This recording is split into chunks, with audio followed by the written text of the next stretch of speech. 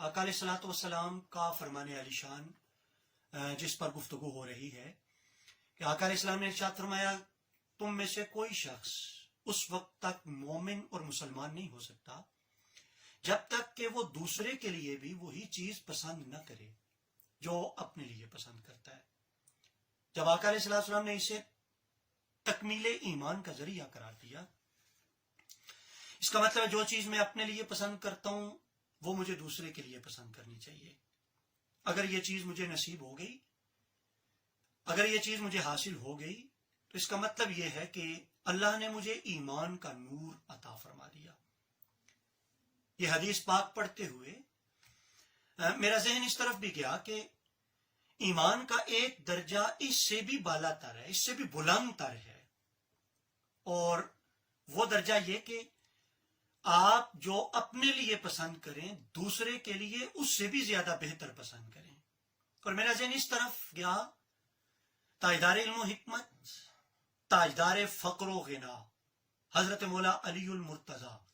کرم اللہ وجہ الکریم کی سیرت کے حوالے سے ایک خوبصورت واقعہ پڑھتے ہوئے ہوا یوں کہ ایک دفعہ حضرت مولا علی پاک علیہ السلام اپنے محبوب غلام حضرت قمبر کے ساتھ بازار میں گئے۔ عید قریب تھی،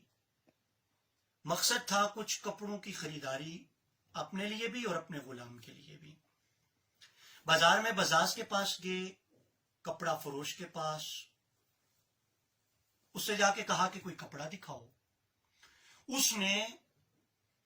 کچھ کپڑے دکھائے، ان میں سے ایک انتہائی قیمتی، انتہائی نرم و گداز کپڑا، اعلیٰ کوالٹی کا کپڑا اس نے جب نکالا تو حضرت قمبر، ظاہر ہے ان کا تو عشق تھے مولا علی،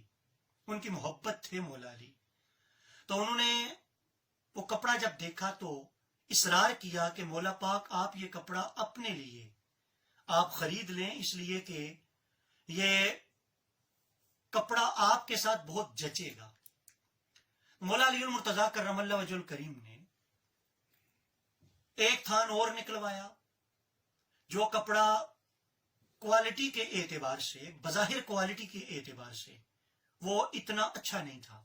میں نے یہ جو لفظ بولا بظاہر، یہ اس لیے بھی بولا کہ میری جرت نہیں کہ جس چیز کو میرے مولا اپنے لیے پسند کریں میں اسے کہوں کہ وہ کوالٹی میں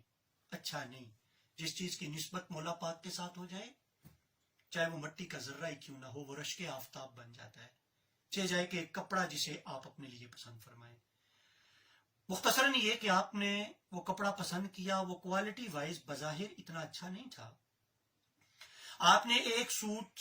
اس قیمتی کپڑے میں سے خریدا اور ایک سوٹ اس جو کپڑا کوالٹی وائز اس کو میچ نہیں کرتا تھا اس میں سے آپ نے سوٹ خریدا۔ خریدنے کے بعد مولا پاک نے وہ جو قیمتی کپڑا تھا وہ قمبر کو دیا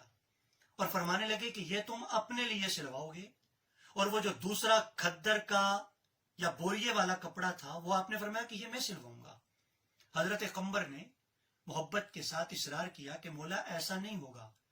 تو حضرت مولا پاک نے مداخلت کرتے ہوئے ارشاد فرمایا کہ تم ابھی جوان ہو